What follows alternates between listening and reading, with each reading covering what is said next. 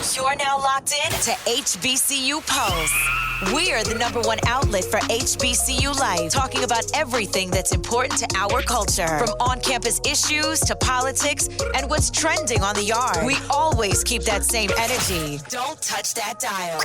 You're listening to HBCU Pulse Radio.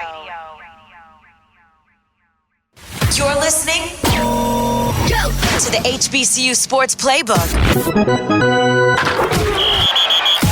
on HBCU Pulse Radio.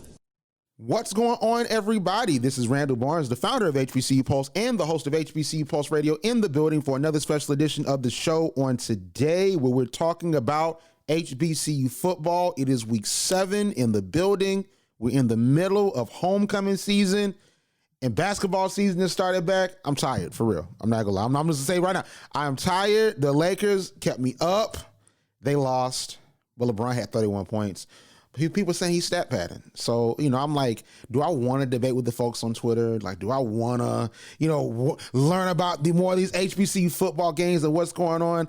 I decided to choose positivity and decided to go with HBCU football, because you're not going to ruin my mood talking about LeBron's stat pad. 31 points. Anyway, that's not that now. Not do HBCU football. He ain't playing for FAMU. He just sponsors them. Anyway, Arielle, how you doing today? Doing pretty good. I don't know why you even stayed up for that game. The Celtics game was actually pretty better. I would have went to sleep on the Lakers and the Warriors. It was nothing but, just an early rivalry game that they should have never booked early in the season. But I understand. I went to sleep early. I was going to let that game keep me up. We're going to talk about some more positive things. We'll talk about these winners in HBCU football for week 7. It is crazy that it's already week 7. We're going into week 8.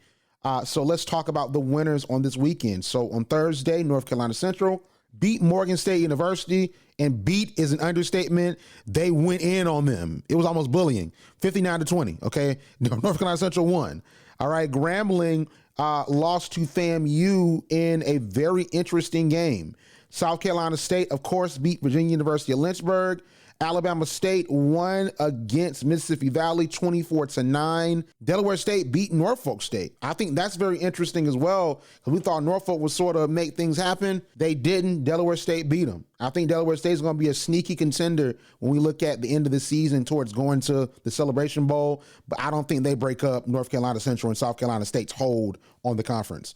So Jackson State beat Bethune-Cookman 48-8, and the game featured a very nasty hit by one of Bethune-Cookman's defenders. I'm like, is this wrestling? Is this Brock Lesnar? Like, what's going on? I'm like, don't hurt him now. Y'all lose, but don't hurt him now. All right, come on now. All right, Albany, and this is not Albany State, but University of Albany in New York. Hampton beat them 38-37 for a Big South win. So shout out to Hampton for that. Harvard beat Howard in the battle of the Ivy Leagues, the Truth and Service Classic. Very upsetting, I must say. Very upsetting, I must say. Come on, Howard. If you're going to play these Ivy League teams, you got to beat them. All right, you had Alabama A&M, University of Arkansas, Pine Bluff. Alabama A&M won 34-31. And you had Southern and Alcorn State, a very intriguing and interesting nightcap game. I was sort of rooting for Alcorn because I want them to succeed in the West, because I want to see 2 straight games of Jackson State versus Alcorn. But Eric Dooley and Southern beat Alcorn in a very interesting game, with on Alcorn's side some very questionable calls, I must say, but I'll yield that to you, Arielle. So we have our games of the week that we're going to talk about after we speak about the games that we already had, but I want to go on and spotlight them. So for you, Arielle, you have South Carolina State versus North Carolina Central. Very lucky. You're very lucky to get that amazing game. But I have Jackson State versus Campbell, but we will go more in depth on those week 8 games in a second. But Arielle, I want to start with you. Let's talk about, what occurred in your D1 matchups. You had 3 of them. So tell me what went down and what you saw. Yeah, so I had Central and Morgan State, and then we had Alcorn and Southern, which we're going to go deeper into that, like Randall said. And then I also have FAMU and Grambling, what I said last week would be a very heavy defensive battle. And it was, but we're going to go ahead and start with North Carolina Central versus Morgan State. Let me tell you, EJ Hicks and Davius Richards are a combination that's just super dangerous. On the 6 plays on the first drive, they scored a touchdown, and Central is known for scoring more than 30 points in the first half, which they did. They ended it at 41-9. That's crazy. You also had Carson Baker from Morgan State and San Diego. He is the third quarterback from San Diego that has come to Morgan State having big hopes and dreams, but he dropped a pass on second down, one of their first drives, and had a 3-and-out, and they had to punt. Also another weapon for the Central, you had Collier from North Carolina Central. He is a beast on the field, averaging 7 yards a run. I don't want to play against them ever. If you think about Davius Richards and you think about all the weapons that he has and just how strong he is, they noted that he had a 42-yard run. And imagine this quarterback is over 220 pounds, 6'3". Imagine this man running across the field and running you down. I just want to tell you, Randall, I rave and I love, even though this isn't my school, I'm an A&T alum, but I love what Central is doing. I love how they developed this quarterback and to be one of the quarterbacks that I favor in the MEAC, and I kind of want to see him play against Shedeur Sanders. What they say is, a Steve McNair incarnate. I think that would just be beautiful, but that's what happened during the game. Then we move on to FAMU and Grambling. Like I said, defensive battle all the way into the first quarter. And we knew that Jeremy Musa started with inconsistencies and missed passes, going 1 for 4 on his first drive. Not something that we usually look to when we see Musa. He's a strong player, has a very strong arm. So we're thinking they're going to start first. But FAMU allowed a late field goal towards the end of the quarter. Grambling answered back with a field goal and a touchdown by the end of the first. Throughout the rest of the game, they were neck and neck, going from 7-10 to 10-10, and then 7-16. FAMU received a 80-yard punt return from Daniel Johnson III, which brought them back 16-17 within a point. However, Grambling, with good strength and pass breakups by their defensive line, were not going to allow Musa to come back and his team. Grambling has disappointed me this season. And I think you can say the same thing to Randall. I think one of the major problems from Grambling is the inconsistencies on offense. They have the players. They have Lyndon Rash, one of the top wide receivers that I have ever seen throughout the MEAC this season. But the inconsistencies of their quarterback, you have a freshman quarterback coming in, you have a junior quarterback, and then you have a senior quarterback going back and forth. So the line is not prepared for those different snap counts or different ways that these quarterbacks want to play. And for Grambling not to provide a certain quarterback this far into the season is really messing with them and how they win. And of course, they're kind of new, working with a new coach, working with new players. But I think the main thing that had them lose was the inconsistencies on the offense. I don't know how the rest of their season is going to look. They're already 1-6. We already know they're probably not going to contend. But we want them to have a better season than what we saw. And of course, the last game, and probably the most anticipated game that everybody wanted to see, Alcorn versus Southern. These two teams that we're looking at are the top two teams besides Campbell, which we'll get into a little bit later, that we think are going to give JSU problems. However, Alcorn was down until the second quarter. They were leading behind Southern all the way into the second quarter, which is kind of weird, but this isn't the same Alcorn team that we've been looking for 2 years ago. Southern led all the way through the ending, their halftime, 14-21. And after the third quarter, that's when it kind of came into the standstill. There was a defensive battle to see who was going to score and if they were going to tie. But Alcorn made a late field goal, but Southern was unstoppable, winning 21-17. And one of the deficiencies was on the quarterback. They had a fumble and they had a late interception, then they missed the field goal before the last field goal that they made to boost up to 17. I believe if they didn't have these problems, plus 3 close drives into the red zone, for you not to score that close to Southern, I'm not saying Southern is a bad team, but for you to go in there 3 times and not close, that is what leads to not winning that game. This wasn't the performance that I was hoping for. I just expected a little bit more from Alcorn. But these are my 3 games, my top 3 D1 games. But like I said, the Central game, even though it was a blowout, I can't miss the performance of Davius Richards. And I think that with, Davius Richards is and it was a tweet that I saw from someone on HBCU Twitter where we're at the point of the season where we're going to just put North Carolina Central and Jackson State in the Celebration Bowl when it's a lot of games left, and then South Carolina State and North Carolina Central are playing this week. So you never know. Whoever wins most likely is going to the Celebration Bowl because these are the top 2 teams this year. But it's just hard to not think about that. It's hard to not think about that possible quarterback battle between Davius and Shedeur. Now, let's talk about D2 really quickly. I want to go through my game of the week, and then, we'll give, the scores for D2 after that. I had 2 D2 games. I had the D2 games of the year. I had Bowie versus Virginia Union, and I had Albany State versus Benedict. I was 1 of 1. All right. I was right on one, wrong on the other one. But if you really listen to what I had to say last week, I wasn't too wrong. So let's start out with what I was wrong about, because I want the smoke. Like I'm wrong. I'm human. All right. So Albany definitely lost to Benedict 24-20. And that game was on HBCU League Pass Plus. Shout out to the home team. It was exciting seeing that on HBCU League Pass Plus and seeing the SIAC get that recognition. So Benedict has beaten the final boss in the SIAC. They went through Savannah State. They went through Fort Valley. And the final boss, like I said, and I've said this for weeks, Arielle, I've been consistent. The final boss was Albany, and they beat him. Now it's like the end of a superhero movie. Now they ride out to the sunset, and they're going to ride right into the SIAC championship, because they ain't losing no other games. Because their next 3 games to close the season are against Morehouse, Clark Atlanta, and Allen. They're not losing to any of those 3 teams. And the only team I could possibly see them lose against, where they sort of like let their foot off the gas, is Allen. That's the only one. But to talk about the game, Zaire Scotland had a way better game than he did, the previous weeks, because he was under 100 yards for like the past 3-4 weeks.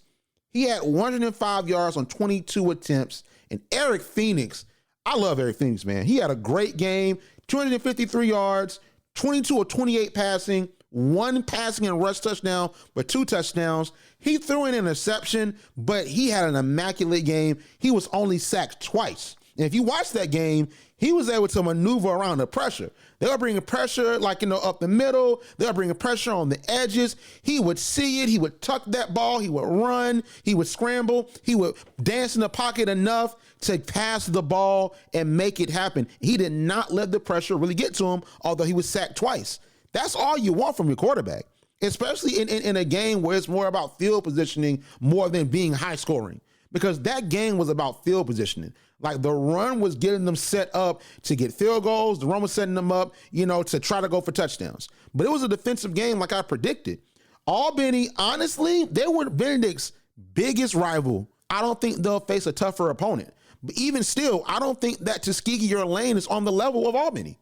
I think that for Benedict, Albany is their Valdosta. Like, you beat Albany, they're the SIAC champions. Like, they have an amazing defense. You were able to overcome them. They're holding their certain teams to 11 points. You scored 24. They're holding teams, to these low rushing yards, and you rushed for 105 yards. Like they had 6 running backs they deployed, and Zaire Scotland got back on track against Albany. And they started the game, Arielle, and I honestly, my jaw dropped. They started the game with 2 touchdowns. They said, you want a passing touchdown? Bet. Here you go. You want a rushing touchdown? Bet. Here you go. And that was the first team that Albany really allowed to score on them like that. When I saw that, I was like, yeah, I'm wrong. I'm wrong. Y'all got me. All right, y'all got me. And I watched that Union game like, don't let me be 0-2. Please let me be 0-2, Union. And they weren't. Like, Union came through for me. But I'm like, Benedict gonna win this game, because Albany can't score like that. And that's just the truth. Like, they can't, Albany scored, like they blew out Fort Valley. And I know the motivation as to why, and I think it was powerful because they were doing a tribute to their teammate that passed away. I think that's powerful. But when they play good teams, they don't tend to score all that much. You know what I'm saying? They hold teams to under. Like, even FAMU had 23 points. You know what I'm saying? Like, FAMU had a low point total. You know what I'm saying? So they normally hold their teams low point totals, but they're not going to score 40 on you. They're not going to score 50 on you. They might not score 30 on you, but they're going to make sure you don't get 10. They're going to make sure you don't get 17. They're going to make sure you don't get a bunch of touchdowns, and that's how they win, and Benedict just broke through. That doesn't mean that Benedict had a crazy offensive game, but Benedict found a way to get their guys in the end zone. Like, that first play, they played Albany like a fiddle. A play action situation where you fake the run, you're right there, like the 3-yard line, you fake the run, and then you pass it in for a touchdown. I was like, y'all didn't even expect that. Y'all thought they was going to run, because the game plan said they were going to try to run that in, and they didn't. And they got you. I was like, man. Because I watched it back, I'm like, Benedict had Albany's number. So I was wrong. Overall, I was wrong. Eric Phoenix is amazing. Eric Phoenix might be the best quarterback in the SIAC. And then you have Zaire Scotland that finally bounced back. And I'm pretty sure he's going to put up some amazing numbers against Morehouse, against Clark Atlanta, against Allen. And I want to say this for Benedict. I'm happy for them because as a Fort Valley alum, I want to see something new. We've seen Albany dominate the SIAC. We've seen Fort Valley broke through in 2016. We won the SIAC. In 2017, we made it to the SIAC championship and lost to Tuskegee. I want to see something new. And in the West, how it's looking, I think Tuskegee probably makes it out. I was excited for Lane, especially after they beat Tennessee State, but then you lose to Kentucky State. I don't think Kentucky State is going to make it. I think it's still Lane's contest, but I just think Tuskegee makes it. So I think you're going to see Tuskegee versus Benedict, and you're going to see, once again, Benedict, the upstart team, coached by Coach Berry, that's going to run the ball. They're upstarts, like they're going for it all. They have nothing to lose. They want to make history for their school, get their first championship, make the playoffs. Tuskegee is one of the most successful programs in HBCU history. D1, D2, D3, it don't matter. They're one of the most successful programs in HBCU history. I think we're gearing up to see an amazing and compelling matchup in the SIAC. And if Benedict beats Tuskegee, I don't know what to tell you. We might be seeing like a dynasty setup. I don't know, because Barry is going in. Coach Barry, he's going in. He can coach some running backs, man. And unless the school steals him away, I think Benedict has proven to the SIAC this is their conference. But we're going to see. I'm not going to say that it's their conference yet because Tuskegee's the blue blood, but they beat Albany. So we'll see what happens. Now, Bowie versus Virginia Union. Man, listen. I'm starting to learn me some football, man. Y'all gonna stop playing with me. I'm about to take these picks to the bank. Okay? When Stacey Abrams legalizes gambling, I'm probably not gonna gamble, but vote for her though, because she might do that. You know, so we had a whole show about that. So go vote for her. We go watch that show and y'all see why y'all need to vote for her. But man, listen, like I was right about this. I honestly was right, because here's what I said on last week. I said I picked Virginia Union. And I said this game will be an all-time defensive battle, but Jada Byers is still going to do great things, and Union's going to squeak out a win, en route to winning the CIAA championship and making the D2 playoffs. What happened? Jada Byers had 277 rushing yards and 1 touchdown. Now, they kept him out the end zone, but Jada Byers got wherever he wanted to go. That defensive line was like a door. He just opened the door and ran through. It was like a door. I'm sorry, boo. It's the truth. Like when it was Jada Byers out there, it was like a door. And y'all held him sometimes. I'll give him that. But one of them plays, I thought he really was about to run from like the other end zone to the other end zone and just score. I was like, is this a punt return? Like, yo, giving him wide open space. So it's like Jada Byers is that guy, and I knew that he would be the X factor. Because once again, like I said with the Benedict Albany game, the running game put them in position. Now, granted, it wasn't a high-scoring game. It was 27-24, and you had Brandy Myers that kicked the field goal for the win. And I honestly was like, is it going to go in? This ain't Justin Tucker now. He ain't there yet. Like, it's going in? It went in. And I was like, they beat Bowie. I picked them, but Bowie did not go out without a fight. Because here's what happened. Virginia Union went up 17-9 to start the third quarter. And I'm like, okay, Union's about to pull away. It's about to probably stay this point total. They might get a field goal. It'll be 29. Bowie then scored 15 points in the fourth quarter to get back in the game and take it to overtime. And then Bowie had the football to start overtime. They didn't connect. Virginia Union's rush defense kept them out the end zone just for them to get down there. And then that field goal happens for Union. Like, it was a game. This lived up to all of the hype. At points, the Albany game drug along a bit because it wasn't a high-scoring game. But with this game, it was so high stakes because both defenses were going crazy, and the run was what pulled through. So I was right, because Jada Byers is a Harlan Hill Trophy candidate. If he don't win, we're going to riot. Not January 6th, just on social media, okay? We're not going to do January 6th on this one. But listen, like, we're going to riot, because it's like he has to get into the final contention. If Shedeur Sanders getting the Heisman, like, I need for Jada Byers to get number 2 at the very least. Because what player in D2, I don't care, Gulf Coast South, I don't care, whatever. Valdosta's terrible this year too, by the way. They let anybody run. That's why Arielle and I are going to start a 2-person offense, and we're going to run past Valdosta. Valdosta's terrible this year, and Jada Byers started it off. We're going to finish it. Valdosta's terrible. I don't care who is. Ferris State, they doing real good. I don't care who it is. Jada Byers is that guy. It's the time. It's the time to do it. Jada Byers, it has the numbers. He has the flashy plays. He's even performing better than he did last year. There's no reason why Jada Byers should not, at the very least, be in the running for the Harlan Hill, if not winning outright. But I know we got to see what happens. I think they're going to win their next few games. They're going to play Virginia State at the end of the season. You know, they're going to play Chowan. Chowan might be interesting because Chowan's actually been a pretty good team. That might be a better game than we anticipate. But I believe that they're going to win out. They're going to make it to the CIAA championship. They're going to play Fayetteville State. And I think Fayetteville State plays better, but Virginia Union's going to win. And they're going to make the playoffs. And when they make the playoffs, I don't know what's going to happen. Because a lot of these D2 programs in these other regions, they ain't looking all that good. So I don't know what'll happen. And we might see some history going on. So I was right. Like, y'all got to put some respect on this D2 football knowledge, okay? I was right. I was right about Valdosta versus Union because I told you I was going on with Valdosta, and what happened? Valdosta giving up all these yards, and they losing this season. And what happened in this game? I told y'all what was going to happen, and I told you it wasn't going to be a blowout. It was going to be close. And it was. They need to stop playing with me, y'all. They need to stop playing with me. I'm taking this to the bank once State Haven wins. Do you have like the clap? Because I don't. You deserve the round of applause. I'll clap for you. I'll clap for you. The round of applause. Also have to say, don't pull me into your mess. I guess that's what it means to be part of team. We're gonna make a 2-team running offense. We're gonna run against Valdosta. No, let's do that. Like, you can't for A&T. Y'all know about run offense. Listen, I'll be the quarterback. I'll pass it off to you.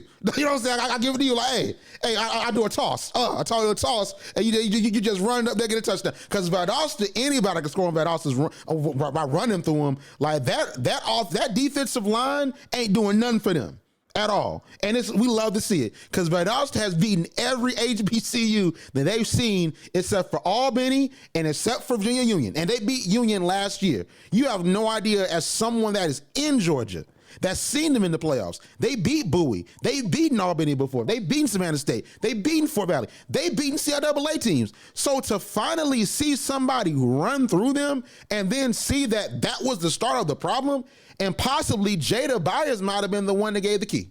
Because if you look at it, it's a lot of these teams against Valdosta that have just been consistently running the ball, and they've run up the total. We talked about it last week. I think Jada Byers and Ferris State showed everyone Valdosta cannot contain the run. Just run, and you're going to be just fine. So, Jada Byers is doing a great job, and I think that, in general, the D2 playoffs are going to get interesting because your superpowers, Ferris State is doing great. Ferris State's doing great, so we'll see who plays Ferris State. But, honestly, our superpowers aren't looking like superpowers. And now you have legitimate SIAC and CIAA teams. They all could make it. Like, what stops Fort Valley from making it if they beat Albany? What stops Fort Valley from making it? What stops Albany from making it if they win out the rest of their schedule, they beat Fort Valley? Even though they don't make the SIAC championship, what stops them from making it? I don't know. And now at this point, you have to look at, okay, so you have this super region, the CIAA is in the super region, the SIAC is in the super region. How are you going to play that? Because I honestly think that there are several teams that deserve it, even based on who they've beaten, the points they put up, the defense, the outstanding players. The Posters have to make it happen. But we'll talk about that more later because I don't think that they will. But Fort Valley, Albany, you have Bowie, you have Benedict, you have Fayetteville State, you have Union. Like, they all deserve a spot. It's going to probably be, I think it'll be 4 teams. But if it's 2, most likely Benedict wins out, Union wins out, including the championships, and they make it. But I think that D2 is going to be very interesting. I want to toss to the games of the week. So, Ari, I want to start, with your game. So tell us about what you're looking for in this epic matchup, probably the game of the whole entire weekend for FCS, between South Carolina State, the reigning Celebration Bowl champions and HBCU champions, versus a North Carolina Central team that just looks different. So, tell us about that game. Who you think is going to win? Yeah, like you just said, we got the reigning champion, South Carolina State, and then you got maybe the upcoming champions, North Carolina Central. I know that's kind of saying a lot, but that's just how I feel. After playing Morgan, they fall 0-2, and they never Morgan State never much really had a chance against Central after you've seen what they've done this season. And now Central is now first in the division going 1-0. From there, I feel like they have an easy road ahead after South Carolina State. They play Delaware State, and even though Delaware State just got this win, like I said, I don't think they have the offensive power, just like Davius Richardson. We also have to think, a lot of people talking about Central's offense, but you really got to talk about their defense as well. There are some powerhouse players on that team that Central is not letting you score maybe more than 14 points in the first half, but they're scoring over 30 points in the first half as well. So their next games after Delaware State are Howard and Norfolk. Those seem like easy games to me. And what weapon I believe is just going to knock out South Carolina State is Davius Richards. Davius Richards makes up that whole team. Like I said, over 220 pounds. He can move. He's fast. After watching him against Morgan State, I completely forgot that this is a dual threat quarterback. He can move with his feet. It doesn't matter how heavy he is, and he will run through you. It's about the speed and the potential he has, that when he sits in the pocket and he's able to make those decisions, he's moving on you. Also, just to think about, you got E.J. Hicks and you got Latrell Collier.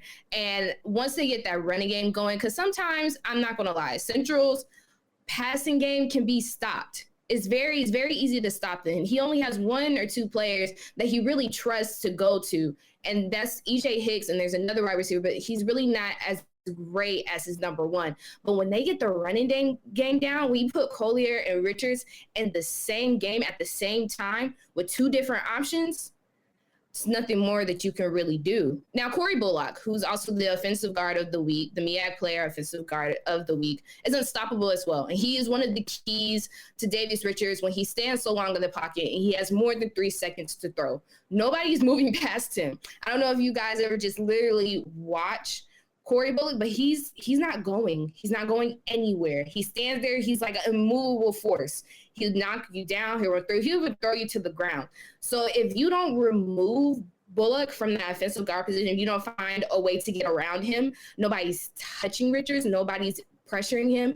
Nobody's even going to make him flinch. This man is either going to run on you or he's going to pass on you, and there's nothing that you can do about it. Now, South Carolina State, I don't know what's been going on with championship teams, whether it comes to PWI play or when it comes to NFL play. For some reason, championship teams are not looking as good as they're supposed to this year, and the same goes for South Carolina State. Right now, their quarterback is 49% on completions. This is actually 15% down for what Davius Richards brings to the field. But it's not most of the inconsistencies or accurate passing. It's the lack of offense. But what they lack in offense, they lack in defense. And I think that's going to be a little bit of trouble against Central. BJ Davis, a major threat on the opposite side of the field, has almost 2 to 3 pass breakups each game. So if Davius Richards is thinking about throwing it down the field, I would say take it, but that's more a percentage that he's 50-50 on. But those close passes, I believe BJ Davis is going to come into play. Those are just my predictions, and I have to give maybe Central wins this out. I don't know if this is going to be another blowout game. I think South Carolina State has something to prove when it comes to their name and also who they are as reigning champs. But this is not going to be a close one, but it's going to be a good one. But my bet is on Central. What do you think, Randall? I think that North Carolina Central does win, but I think it will be close. I think it'll be within 10 points.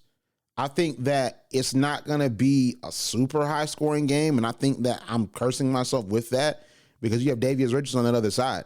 But I believe that Buddy Pugh, you can't count him out. Buddy Pugh showed you how he adjusted to Jackson State, and he's played a lot of great games against a lot of these teams. He's found a way to adjust as a coach. And South Carolina State still has some amazing players. Like, I just think that when you play a schedule where you're playing teams that are markedly better, that have markedly more resources, and you're starting your schedule with that, like South Carolina State, like all the MEAC teams really, but South Carolina State particularly, and then you have Norfolk that did the exact same thing, your record's going to look worse than it actually is. You know what I'm saying? So it's like, for me, I think that in MEAC play, South Carolina State is going to do better. But this is an interesting game to start out with. This is a hell of a game to start out with. So we'll see. But I think that this will be a better game than folks anticipate. I think that South Carolina State, just off pride alone, do not want to give up that crown.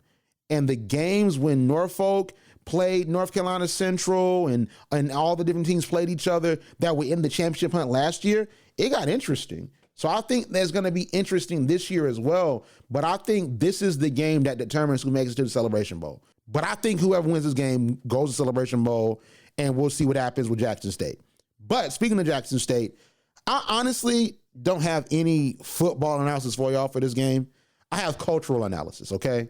And maybe Arielle could help me out with the actual football of it. Campbell, traditionally as a program, has not been really good. However, they did beat North Carolina Central 48-18. Jackson State are an interesting bunch because we love what Deion Sanders is contributing to the HBCU community. But there are a lot of people that say that they want Jackson State to be humbled. And what they mean by be humbled is that we want them to lose, we want them to see they're not unbeatable, and stop all the talking. I'm not one of those people. I'm not. I am someone that likes to be on code. And what on code means for folks that don't know is that, when you have a group of people or you're part of an organization, there's a code that you have. And sometimes it's unspoken. I just cannot put it within me to root against Jackson State in this game. I'm rooting for Jackson State. And I'm going to pick Jackson State to win. Football analysis, Campbell has a really great offensive line, and they got some big boys. They got some guys. And they had a really good recruiting class, just as good at what Deion Sanders brought in. Now, Deion Sanders brought in some higher-ranked recruits like Travis Hunter, and maybe he plays this game. But one thing that Campbell has, they have some big guys up there. They have some size on the front, on the offensive and defensive front.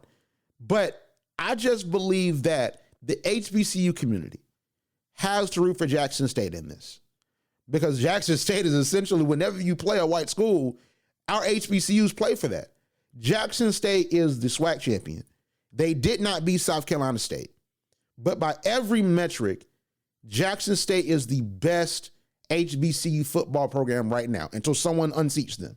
Maybe Alcorn, maybe Southern, maybe Alabama A&M pulls something off, or maybe Central or South Carolina State in the Celebration Bowl.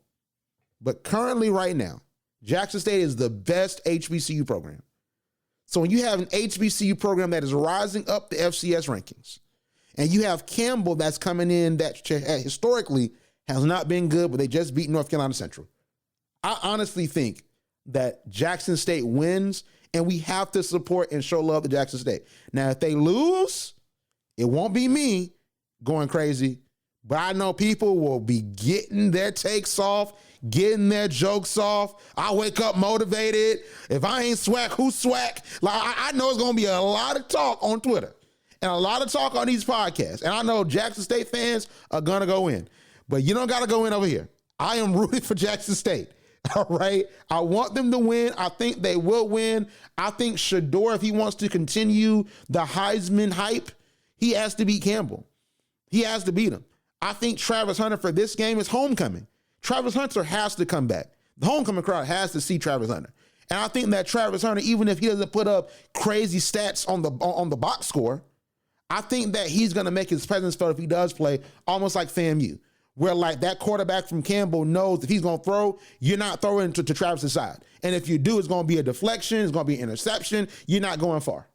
So I think that Travis Hunter does come back for this game, because I don't think he's played ever since the FAMU game. So he's been out for a minute, and that worries me a little bit. That does worry me. Like, I wonder what really happened, because he came in, he had the cast on his ankle. During SWAC Media Day, he had the cast on his ankle.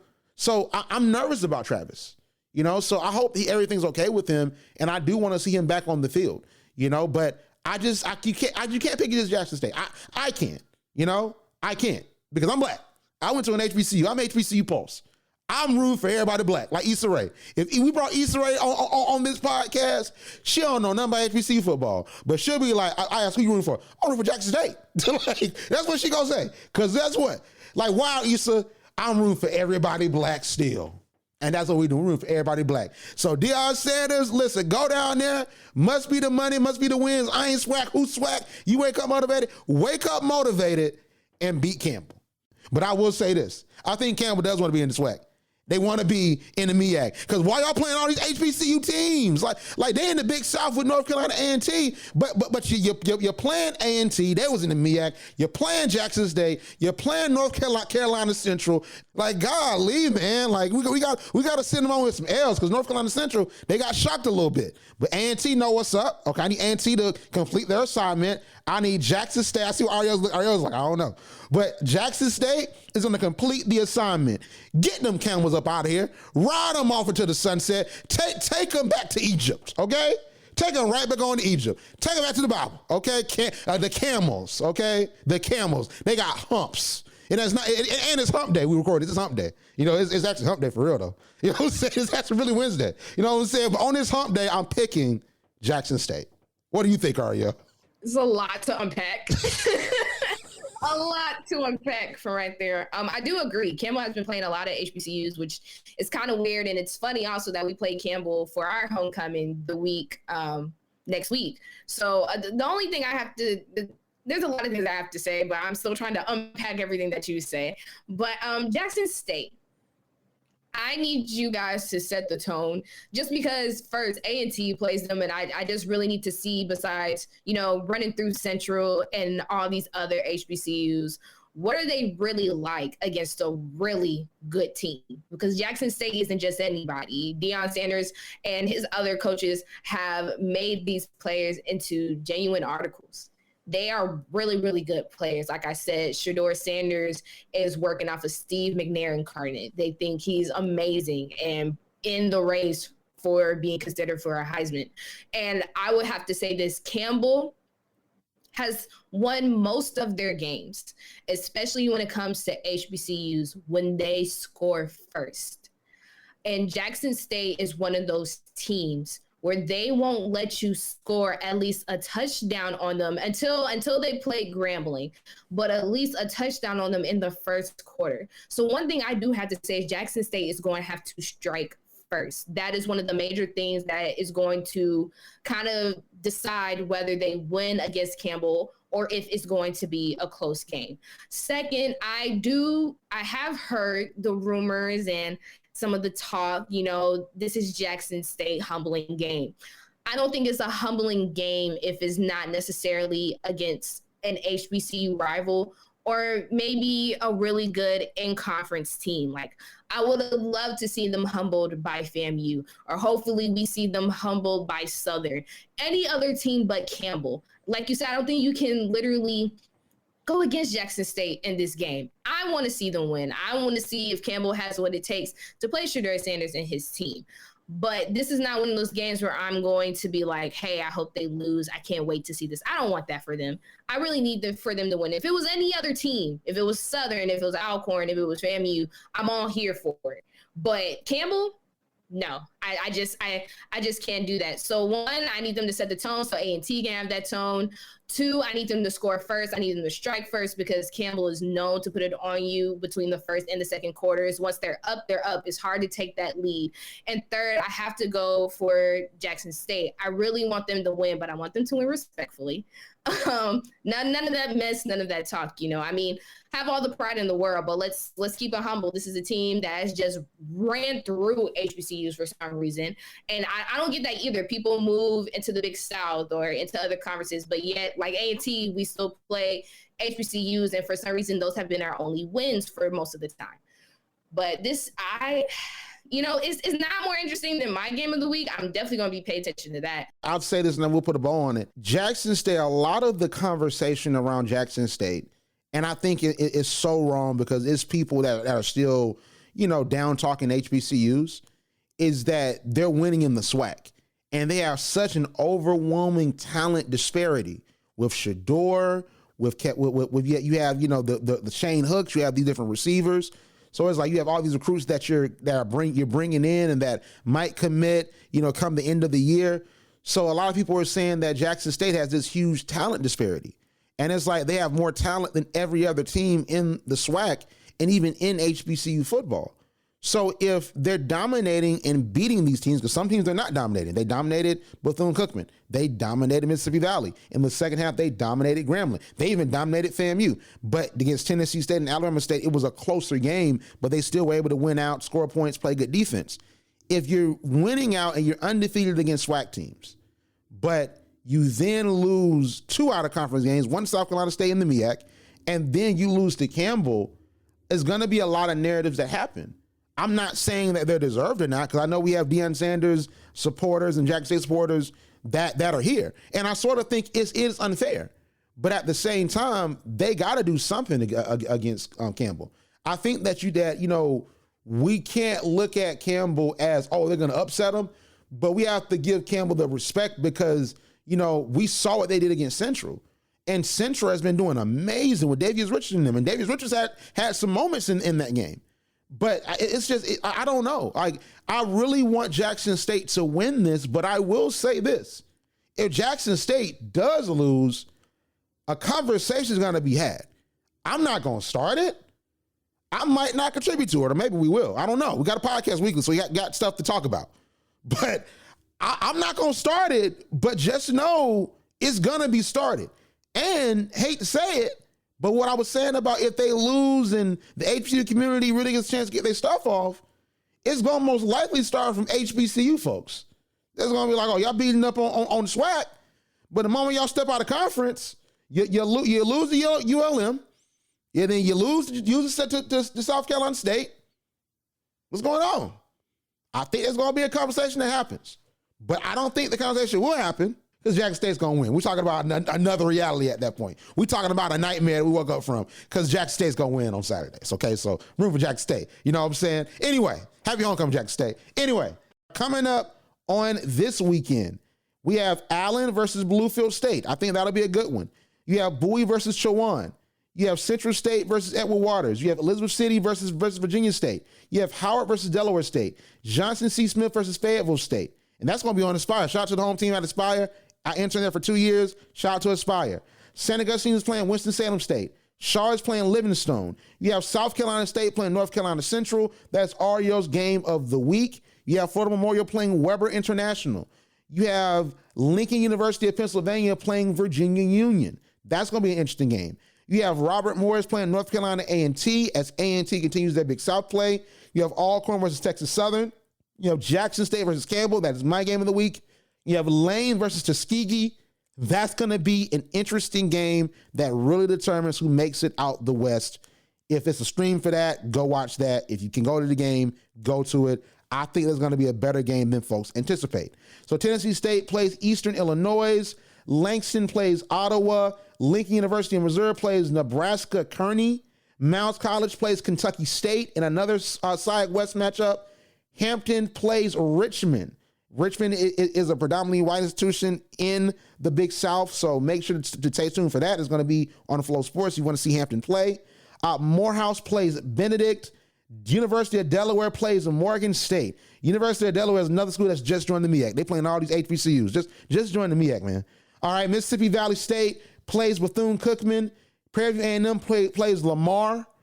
Southern University plays Virginia University of Lynchburg. And I'll say Lamar for Prairie View is not Lamar Jackson. That'd be interesting if Lamar Jackson played Prairie View. That's Lamar University or University of Lamar or whatever. But Clark Atlanta plays Fort Valley. And Savannah State plays Albany. I'm actually sort of interested in this game because I just want to see if Savannah State can sort of shake off the rust, because Savannah State was supposed to be Savannah State versus Albany for the SIAC championship and for the playoffs. So to see how far they've fallen has been intriguing. So, we'll see what happens with that, but make sure to stay locked in on that. That'll be on ESPN Plus. So yes, that's what we got going on this weekend, Arielle. So where can we find you on social media? You can find me on @Screwy__ on Twitter, or check out my website at theunaxedopinion.weebly.com. Love it. This is a fun recording. I love this episode. This is fun. All right. So you can follow HBCU Pulse on Instagram and HBCU Pulse. YouTube has a new feature called handles. So we have a handle now on YouTube. So on YouTube, our handle is @HBCU Pulse. We confirmed that last week. So if you type in @HBCU Pulse, you'll find our YouTube channel. On HBCU League Pass with channel 201, the HBCU Pulse channel. You can also find us on TikTok and Twitter at the HBCU Pulse, and we have a lot of amazing work on hbcupulse.com. But outside of that, thanks so much for tuning in. Make sure you go out and vote. That's more important than football, because that sort of affects what HBCUs have going on. So make sure you go out and vote. This is important. Vote like your lives depend on it, because it does at this point. So make sure to go out and vote. But aside of that, thanks so much for tuning in. And as always, we'll see you on the other side. Like what you hear? Yeah. Subscribe to HBCU Pulse Radio on Apple Podcasts, Spotify, or wherever you get your podcasts. Also, head to hbcupulse.com to stay up to date on what's going on in the HBCU community. Thank you for listening to HBCU Pulse Radio.